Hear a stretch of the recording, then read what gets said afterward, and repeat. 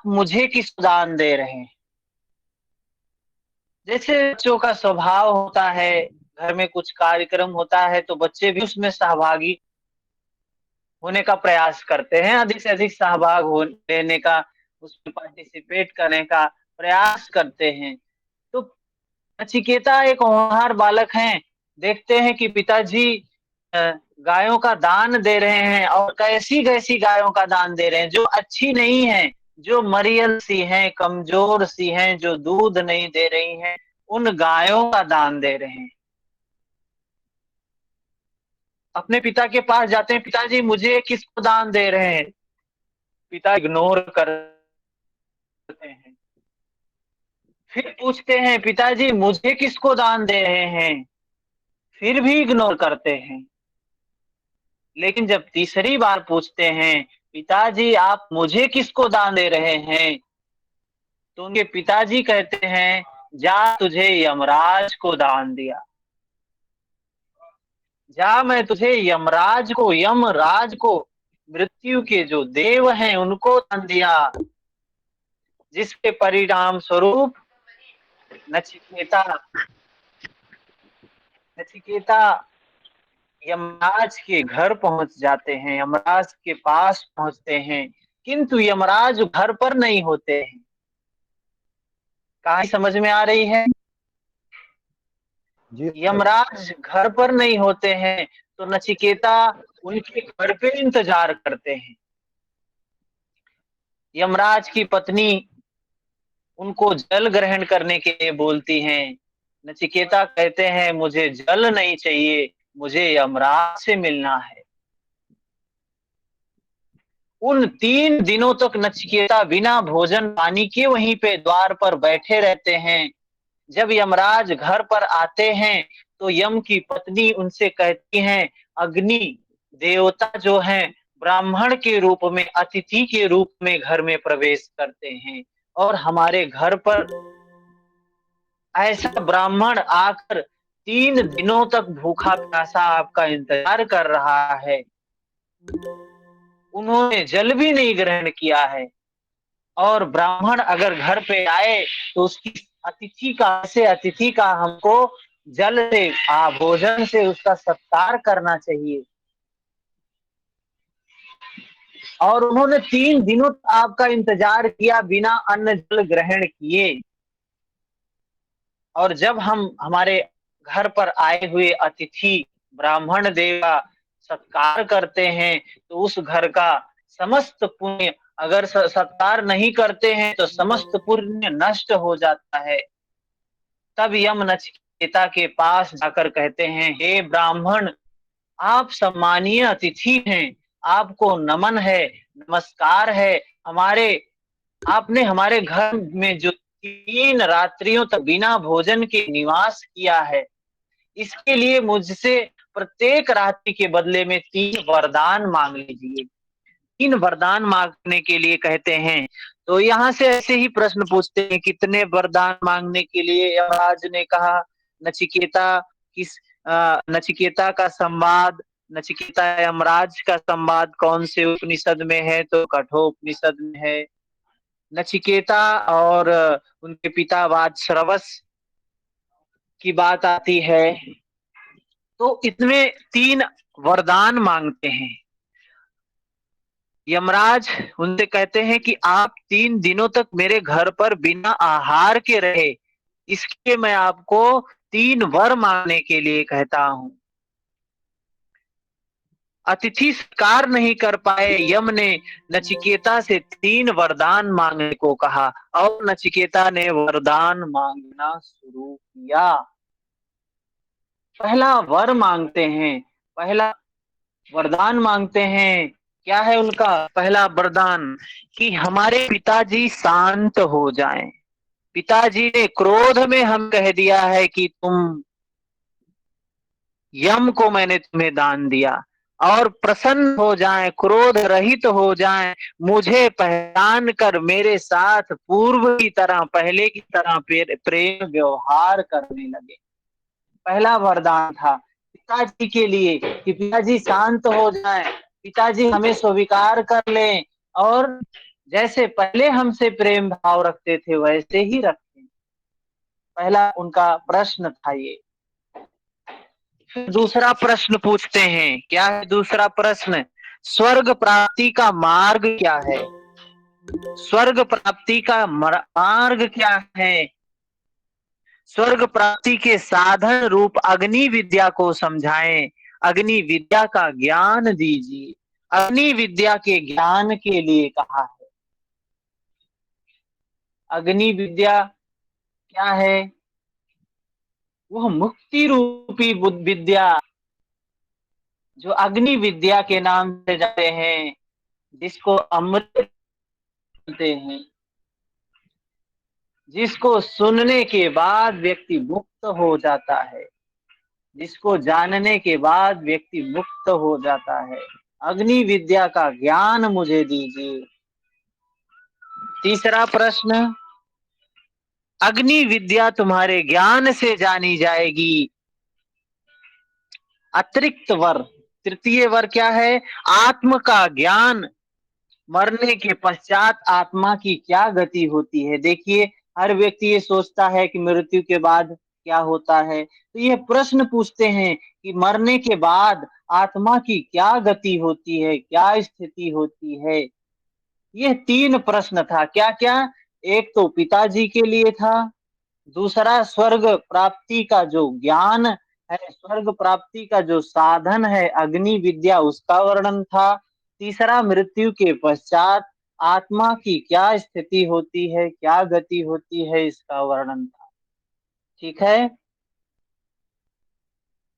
तो जब इन प्रश्नों को रखते हैं, इन वरदान को मांगते हैं, तो यमराज पहला तो कहते हैं ठीक है, लेकिन जब दूसरे वरदान की बात आती है तो अग्निदेव, यमराज विचलित होने लगते हैं, नहीं बताना चाहते हैं, उनको जवाब नहीं देना चाहते हैं जो उन्होंने प्रश्न पूछा था।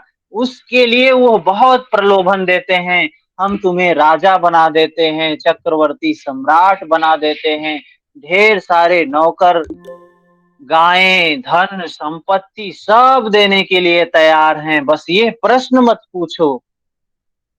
लेकिन नचिकेता तो विद्वान, उन्होंने कहा मुझे इसी का जवाब चाहिए। ठीक है। तो नचिकेता विद्या का फल बताया गया। क्या है? क्या है ये? त्रिविध नचिकेता विद्या का ज्ञाता, तीन संधियों को प्राप्त होकर नचिकेता अग्नि का 3 बार अनुष्ठान करने से ऐसा कुछ विद्या का वर्णन किया गया है। महत्वपूर्ण क्या बात है, जो इन्होंने प्रश्न पूछा इसके बारे में उत्तर दिया उन्होंने कि जीवन की यात्रा के 2 मार्ग हैं। 2 मार्ग हैं। क्या हैं? एक श्रेय मार्ग, एक प्रेय मार्ग। यहाँ पे प्रश्न तीनों या असमझ में होना चाहिए। 3 प्रश्न क्या क्या था? नचिकेता के द्वारा यमराज से जो 3 प्रश्न पूछा गया वो क्या था? पहला प्रश्न था पिताजी शांत हो जाएं, मुझे पहले के जैसे स्वीकार कर लें। दूसरा प्रश्न था स्वर्ग प्राप्ति का जो मार्ग है, जो साधन रूपी विद्या है, अग्नि विद्या है, उसका वर्णन करें। दूसरा प्रश्न। तीसरा प्रश्न था आत्मा का ज्ञान, मरने के पश्चात आत्मा की गति क्या होती है। ये 3 प्रश्न था। जीवन के 2 मार्ग बताते हैं, जीवन यात्रा के 2 मार्ग का वर्णन करते हैं। एक श्रेय मार्ग, एक प्रेय मार्ग। श्रेय मार्ग क्या होता है, समझने वाली बात है। श्रेय मार्ग होता है जो श्रेष्ठ होता है, जो कल्याणकारी होता है, जो श्रेष्ठ फलों को देने वाला होता है। प्रेय मार्ग क्या है? प्रिय लगने वाला मार्ग। प्रेय मार्ग क्या है? प्रिय लगने वाला मार्ग। मानव जीवन के महान उद्देश्यों से भटका कर पतन को प्राप्त करवाता है। प्रेय मार्ग क्या है? जो अच्छा तो लगता है, प्रिय लगता है, लेकिन वो प्रिय होता नहीं है। जैसे ये भौतिकता का जीवन, ये समाज का जीवन कितना प्रिय लगता है, लेकिन क्या वास्तविक में प्रिय होता है? प्रिय लगता है, लेकिन प्रिय होता नहीं है। और श्रेष्ठ लगता है। जो चीज श्रेष्ठ होती है वो जरूरी नहीं है कि अच्छी लगे, और जो चीज प्रिय लग रही है वो जरूरी नहीं कि अच्छी हो। दोनों बातें हैं। श्रेय और प्रेय मार्ग का मतलब क्या है? जो श्रेय मार्ग होता है वह कल्याणकारी मार्ग होता है, वह अंतिम अवस्था तक पहुंचाता है। अंतिम अवस्था क्या है? मोक्ष की अवस्था, अंतिम उद्देश्य तक पहुंचाता है। और प्रेय मार्ग क्या करता है? बंधन में भटकाता है। प्रेय मार्ग गलियों में भटका देता है, श्रेय मार्ग राजमार्ग है। तो दो मार्ग का वर्णन किया गया है, जीवन यात्रा के दो मार्ग। यह भी प्रश्न बन सकता है, श्रेय मार्ग प्रेय मार्ग का वर्णन कौन से उपनिषद में किया गया है? श्रेय मार्ग और प्रेय मार्ग यह कठोपनिषद में बताया गया है। श्रेय मार्ग क्या होता है? जो कल्याणकारी मार्ग होता है। प्रेय मार्ग होता है जो प्रिय लगने वाला मार्ग होता है, प्रेय मार्ग। ठीक है, बात समझ में आई? इसके बाद फिर कहते हैं, क्या है? आत्मज्ञान को जानने वाले दुर्लभ पुरुष। आत्मज्ञान को जानने वाले दुर्लभ पुरुष, ये जो आत्मज्ञान है, यमराज नचिकेता से कहते हैं यह आत्मज्ञान की दुर्लभता है। आत्मज्ञान को जानने वाले पुरुष दुर्लभ हैं। क्यों दुर्लभ हैं? लोग सिर्फ भटकाने वाले हैं, अध्यात्म के नाम पर, धर्म के नाम पर, ज्ञान के नाम पर। आत्मज्ञानी पुरुष की बहुत दुर्लभ हैं, बहुत दुर्लभ हैं। आत्मज्ञान की दुर्लभता है, आत्मज्ञानी पुरुष की दुर्लभता है। आत्मज्ञान प्राप्त करना दुर्लभ है, और ऐसे पुरुष का मिलना दुर्लभ है। हम सभी चाहते हैं ऐसे पुरुषों से, ऐसे महापुरुषों से भेंट हो जाए, लेकिन क्या है? दुर्लभ है। आत्म का, सत्य का, शाश्वत का ज्ञान प्राप्त करना दुर्लभ है। ऐसे लोगों के दर्शन होना भी दुर्लभ है। इसके बाद क्या कहते हैं? परमात्मा का स्वरूप बताते हैं। परमात्मा का स्वरूप क्या है? क्या है परमात्मा का स्वरूप? परमात्मा है ऐसा मानो, उसी को मिलता है यह परमात्मा। परमात्मा है, जो यह मानता है परमात्मा है, उसी को मिलता है। जब मनुष्य की सभी कामना नष्ट हो जाती है, तब वह अमृत स्वरूप परमात्मा, सच्चिदानंद स्वरूप परमात्मा, प्रकाश स्वरूप परमात्मा क्या होता है? प्राप्त होता है। परमात्मा कैसे प्राप्त होता है? उसको मानो कि वो है। यहाँ मानने की बात कह रहे हैं कि मानोगे तभी उसका दर्शन होगा, तभी उसकी प्राप्ति होगी। क्या गलत है क्या सही है, इस पे नहीं जा रहे हैं। जो यहाँ पे कहा गया इस उपनिषद में, परमात्मा को मानने की बात कह रहे हैं कि जो मानेगा उसी को प्राप्त होगा, वह अमृत स्वरूप तभी प्राप्त होगा। परमात्मा है ऐसा मानना है। ठीक है। और परमात्मा क्या है? परमात्मा ओंकार अक्षर को ही ब्रह्म परमात्मा कहा गया है। ओंकार अक्षर को ब्रह्म परमात्मा कहा गया है। वही महर्षि पतंजलि ने कहा है, तस्य वाचकः प्रणवा, उसको, उसका वाचक है, उसका नाम है प्रणव, ओम। उसका निवास स्थान कहाँ पर है? तो उसका निवास स्थान बताया गया है, हृदय में निवास करता है। वह परमात्मा कहाँ निवास करता है? हृदय में निवास करता है। परमात्मा को प्राप्त करने का साधन क्या है? मार्ग तो बता दिया, एक श्रेय मार्ग, एक प्रेय मार्ग। परमात्मा प्राप्ति का साधन क्या है? उसके लिए कहते हैं शरीर माध्यम खलु धर्म साधनम। यह शरीर ही साधन है, यह शरीर ही रथ है। तो यह भी प्रश्न आता है कि रथ की तुलना शरीर से, या रथ रथ क्या वर्णन, शरीर के रूप में रथ का वर्णन कौन से उपनिषद में किया गया है?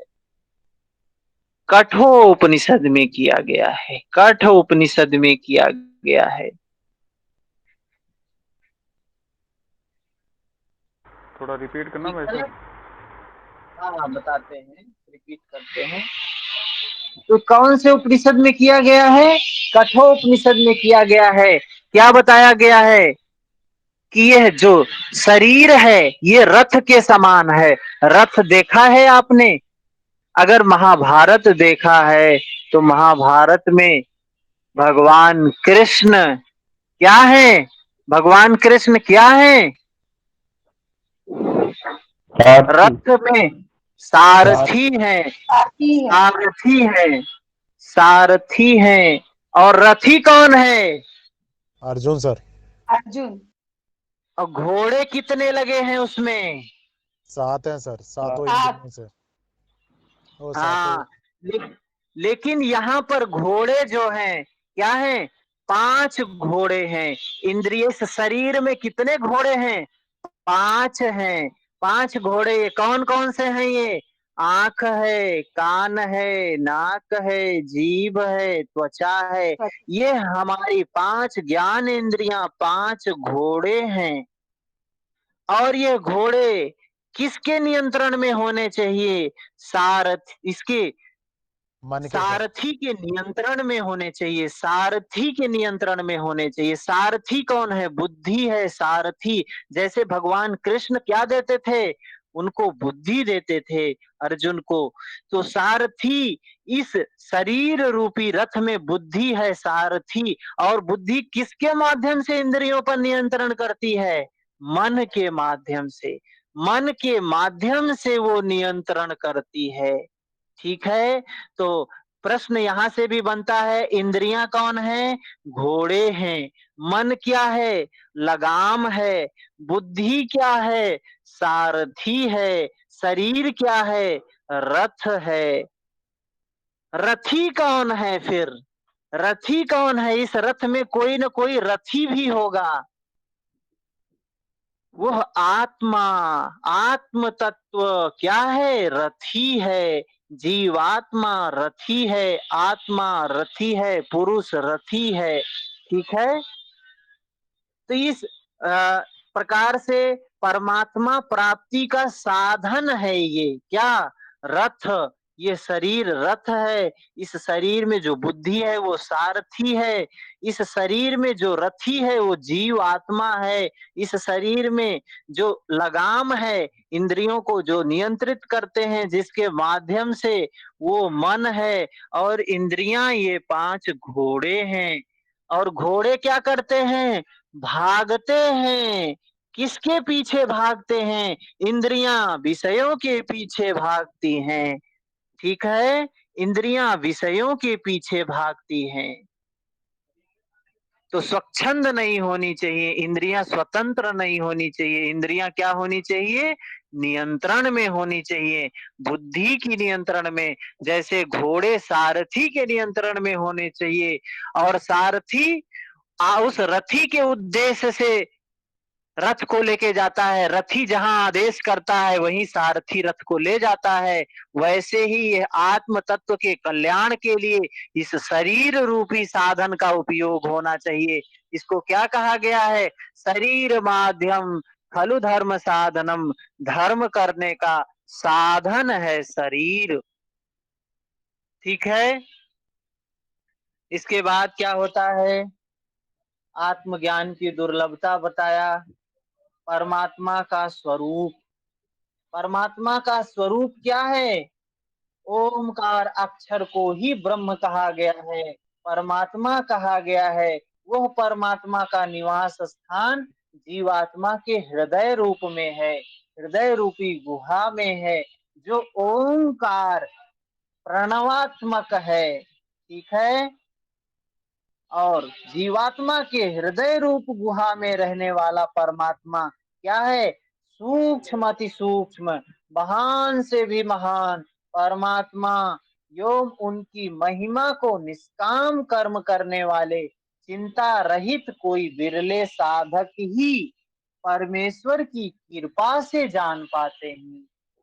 कोई विरला साधक ही जान पाता है उस ब्रह्म के बारे में, कोई कोई ही जान पाता है। क्या कहते हैं, एक रामचरितमानस में कुछ कहा गया है इस पर। क्या है, थोड़ा ध्यान नहीं आ रहा क्या बोले हैं।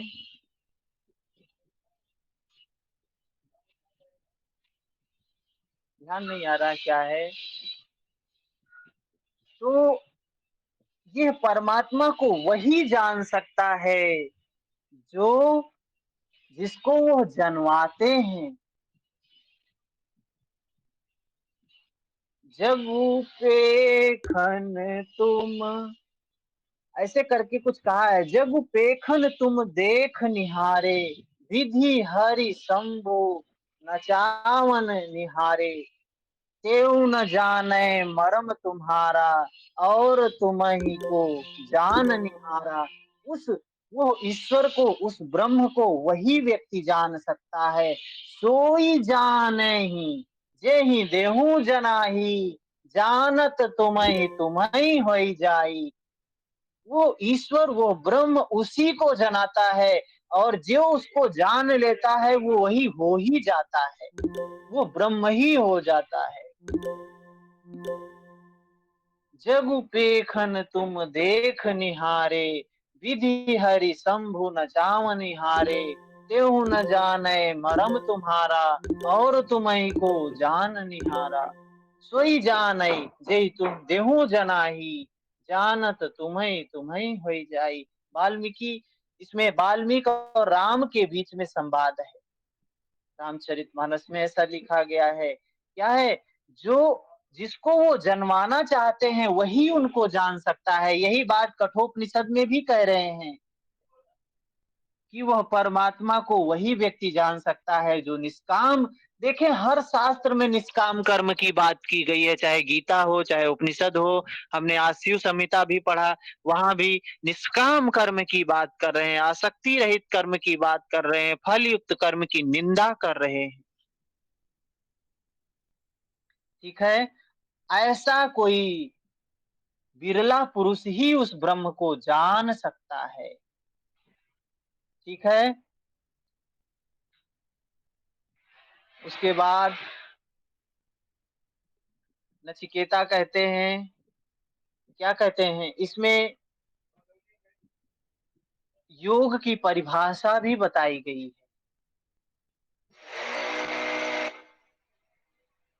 क्या बताई गई है योग की परिभाषा?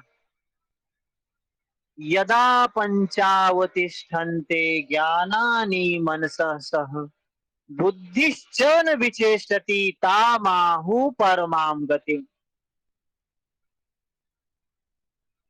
तृतीय वल्ली में बताया गया है। तृतीय वल्ली में 10वां श्लोक है। तृतीय वल्ली में 10वां श्लोक है। यदा पंचावतिष्ठन्ते ज्ञानानि मनसा सह, बुद्धिश्च न विचेष्टति तामाहु परमां गतिम्। योग की परिभाषा पूछी गई है, कई बार आया है। ताम योग सर मिति मन्यते। सर सर हाँ, कौन से चैप्टर का ये बोला सर, कौन से चैप्टर में है? अगर आपके पास उपनिषद है, हाँ ये सर है सर। उपनिषद है, तो उसमें तृतीय वल्ली में, तृतीय वल्ली पहले अध्याय, पहला अध्याय का तृतीय वल्ली है। नहीं, द्वितीय अध्याय का तृतीय वल्ली, द्वितीय अध्याय तृतीय वल्ली, उसमें 10 नंबर श्लोक है, योग की परिभाषा का श्लोक है। क्या बताया गया है? यदा पंचावतिष्ठन्ते ज्ञानानि मनसा सह बुद्धिश्च न विचेष्टति। जब मन के साथ पांचों इंद्रियां, मन और उसके साथ जाती है, भली भांति स्थिर हो जाती है, और बुद्धि क्षण विशेषती, बुद्धि क्या हो जाती है? चेष्टा रहित हो जाती है। तब इस स्थिति को जीवात्मा की परम गति, योगी क्या है? इसमें जीवात्मा की परम गति कही गई है, यही है परम गति। ताम, इसके बाद 11 नंबर श्लोक बोलता है, ताम योग मिति मन्यते स्थिरम इंद्रिये धारणाम अप्रमस्तदा भवति योगो ही प्रभवाप्ययो। इंद्रियों की स्थिर धारणा को ही योग कहा गया है, क्योंकि उस समय साधक क्या हो जाता है? प्रमाद रहित हो जाता है। जब योग की स्थिति होती है तो साधक प्रमाद रहित हो जाता है। किंतु यह योग उदय और अस्त होने वाला है। यह योग जो है उदय और अस्त होने वाला स्वभाव का है, इसलिए इसका अभ्यास निरंतर करना चाहिए। सतु दीर्घ काल निरंतर, ये ऐसे अभ्यास करना चाहिए। योग को परिभाषित करते हुए क्या कहा गया है? यह इंद्रियां, मन और बुद्धि, इन तीनों की स्थिर धारणा ही योग है। इंद्रियों की स्थिरता धारण कर लेना ही योग है। जब इंद्रियां भली भांति स्थिर हो जाती हैं, उस स्थिति को क्या कहते हैं? परम गति कहते हैं, परम गति है। ठीक है। और नचिकेता ने कहा है, इस उपनिषद में कहा गया है, हे मनुष्यों, उठो जागो और सावधान होकर परमात्मा प्राप्ति का रहस्य जानो। परमात्मा प्राप्ति का जो रहस्य है उसको जानने की बात कहते हैं। इससे मनुष्य का शरीर मिला है तो क्यों मिला है? क्या विषयों के पीछे भागने के लिए मिला है? सिर्फ भोग ही करने के लिए मिला है? नहीं, यह शरीर, मनुष्य का जो शरीर मिला है, कर्म करके कर्म के बंधनों से मुक्त होने के लिए मिला है, श्रेय मार्ग को करने के लिए मिला है, प्रेय मार्ग को चुनने के लिए नहीं मिला है। यह मनुष्य का शरीर श्रेय मार्ग के द्वारा आगे बढ़ते हुए आगे की जो परम गति की अवस्था है उसको प्राप्त करने के लिए मिला है। तो हे मनुष्यों, उठो जागो और सावधान होकर परमात्मा प्राप्ति का रहस्य जानो। यह बात कही गई है। कौन से उपनिषद में? कठोपनिषद में। और बात क्या बताई गई है? ये समस्त इंद्रियां, ये जो समस्त इंद्रियां हैं, इनके द्वार बाहर की तो ओर हैं, बहिर्मुखी हैं। आंख बाहर देखती है, कान बाहर सुनता है, नाक बाहर गंध लेती है, जिह्वा बाहर का रस का अनुभव करती है, त्वचा बाहर का स्पर्श का अनुभव करती है। समस्त इंद्रियों के द्वार बाहर की तरफ हैं। इनको अंतर्मुखी करना है। ये जो बाहर गमन कर रही हैं, इनको अंतर्मुखी करना है। विषयों से हटाकर अंतर्मुखी करने के लिए ही प्रत्याहार शब्द का प्रयोग किया गया है। समस्त इंद्रियों के द्वार बाहर की तरफ हैं, इनको अंदरमुखी जब हम करते हैं तभी उस परमात्मा की, उस दिव्य तत्व की, चेतन तत्व की, प्रकाश तत्व की अनुभूति हो सकती है। और वह परमात्मा क्या है? अंगुष्ठ परिमाण वाला परमात्मा, जो शरीर के मध्य में, हृदय के हृदय गुहा में है, हृदय आकाश में है, शरीर के मध्य में, हृदय में, एकदम अंदर में, गहराई में, अंगुष्ठ परिमाण वाला, मतलब अंगुष्ठ के आकार वाला है। ये भी प्रश्न पूछा जा सकता है, अंगुष्ठ परिमाण ईश्वर का स्वरूप कौन से उपनिषद में बताया गया है? तो ईश्वर का स्वरूप अंगुष्ठ परिमाण वाला कहां पर है? कठोर उपनिषद में।